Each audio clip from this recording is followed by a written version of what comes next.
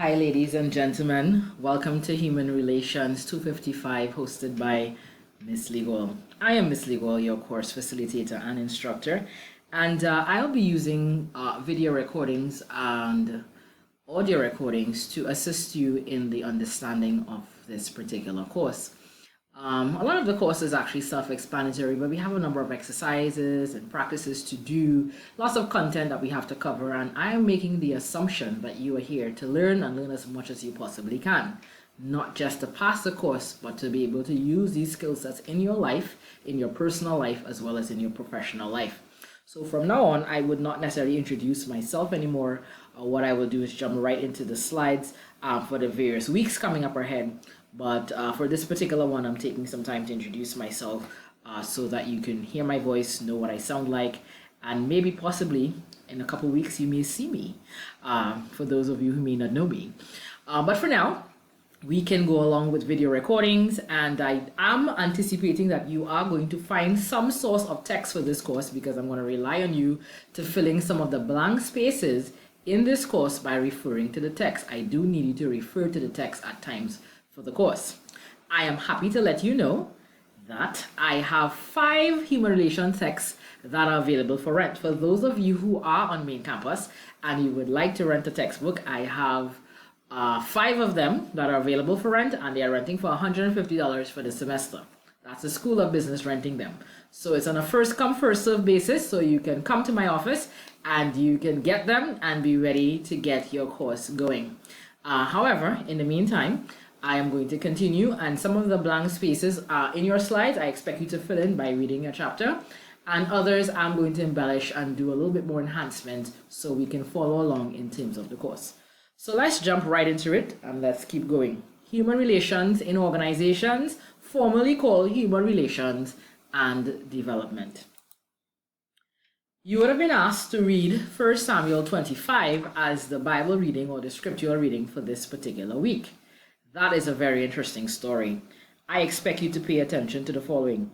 Who were the 3 major characters in the story? I know there was David, there was Nabal, and there was Abigail. I want you to note very carefully who said what, who did what, who said what to who. I want you to pay attention to who was polite, who was arrogant, who felt insulted, who reacted. I want you to pay attention to who tried to pacify the situation, and I want you to pay attention to the outcome of the situation, what exactly happened in the story and how it ended. How things could have gone differently if this person didn't say that, and if this person had said this could have possibly happened. So I want you to pay very close attention to this story as you go along, because I'll be asking you to refer to that story in the future. And if anybody knows anything about Miss Legal, every now and then I like to make sure there's some quizzes happening to make sure that you're keeping up with your readings and keeping up with your stories, all right, and keeping up with the requirements of the course. So I am going to anticipate and expect that you would follow up with that Bible story. Wonderful indeed. On our first slide, we talk about what is human relations. Your text makes this very, very clear. And to fill in those blank spaces that you're seeing on the screen in front of you, I expect that you'll refer to your text and writing the words. Those are very straightforward. Of course, if I was having a face-to-face class, I may have been gracious to allow my students to be able to have the information and write it in on the board. But you know what? This is an online class. So of course, I'm expecting you to do a little bit more reading. Of course. So I'm going to allow you to get your text and make sure you can fill in those blank informations, and you're expected to fill them in. Because in Miss Lego's class, as some of you may know and some may not know just yet, she likes to make sure that you're keeping up with your requirements. So therefore, there will be some quizzes popping up here and there to make sure that you are keeping up. Of course, I have to make sure you're keeping up. You think Miss Lego went through all of this time to create all of these slides for you just to watch them and say how nice and pretty? Of course not. Of course, I want you to make sure the knowledge comes from the screen and into your head. So in this particular course as well, we're going to talk a little bit about understanding needs, weaknesses, talents, abilities, individual persons, how they can use what they have and how they can interact with one another. Of course, human relation has a lot to do with interaction, interrelation, communication, and we're going to be covering quite a lot of that. And I want you, while you're doing this course, to assess yourself in terms of how you relate and assess how others relate around you in your personal life, and if you have a professional life, also in your professional life as well.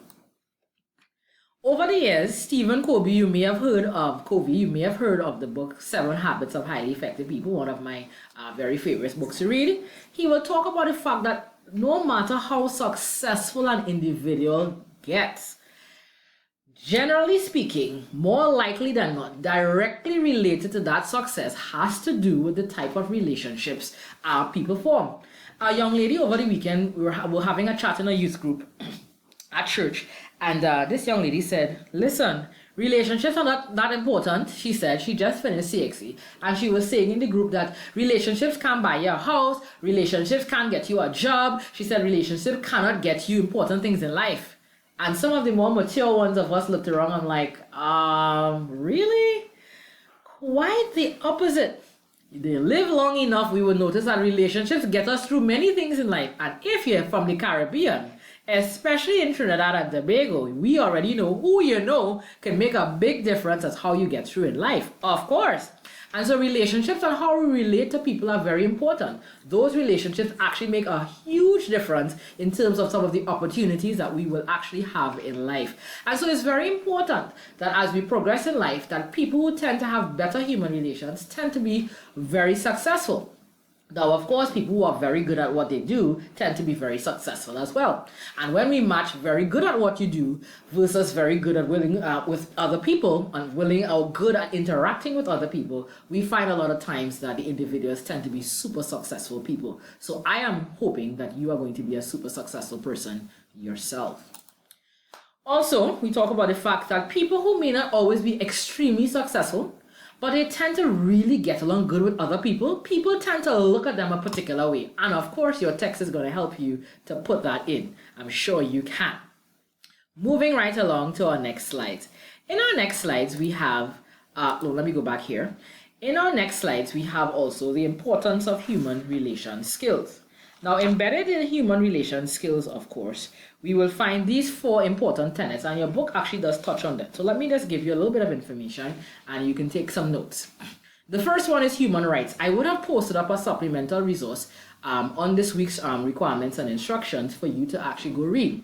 That would have been a link to the Constitution of Trinidad and Tobago. Now, all of you taking this course may not be from Trinidad and Tobago because the course is based in Trinidad and Tobago. I would use the Constitution here of Trinidad and Tobago. So you would have been required to read, and when you went to the link, you just have just about a page and a half to read, really. Just about a page and a half, no, 2 pages. We would find that enshrined in Trinidad and Tobago's constitution are various rights, and many countries will have similar constitutions as well. I want you to pay attention to these 5 rights and freedoms that would be stated in the Constitution of Trinidad and Tobago. Please pay attention to that. And so I want you to be aware of them for yourself, and I also want you to be aware of it for the future. Now, human rights are very important to human relations. We make the assumption that for us to be able to relate, we must have rights and other people must respect those rights. And those rights also should be protected. And if those rights are respected and those rights are protected, we find that we can enhance human relations. So I would be expecting you to actually refer to your rights and refer to those listed in the Constitution. Then we also have human resources. Human relations is a subset of human resource management. Of course, most of you who are doing this course are human resource management majors. There may be 1 or 2 of you who are not human resource management majors. You may be other majors. Fine. But embedded in human relations and human resources are the links between the both of them. And I want you to take note of the following. Human resources. Treating people as valuable resources in the workplace. Treating people as valuable resources in the workplace. That is one of the tenets of human resource management.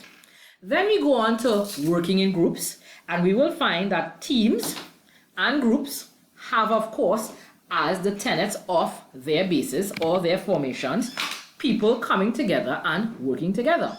So working in teams and groups in our workplace or in our individual lives or in our regular lives, we would find human relations happening all the time. And of course, also we have diversity. Diversity will refer to different cultures and makeups and ages and genders and different nationalities.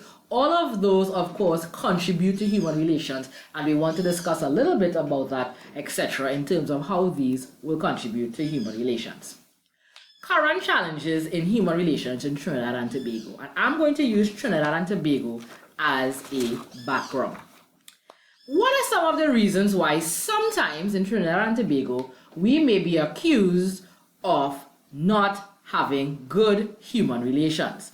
People who live in Trinidad, people who interact with Trinidadians, and even if you are not from Trinidad, you can probably think of your own culture and how people interrelate. What are some of the challenges that may cause people not to interrelate with each other well? Well, we may have some reasons for that, and we may have some challenges that actually contribute to that. I need you to think of a few, and I'm going to give you two.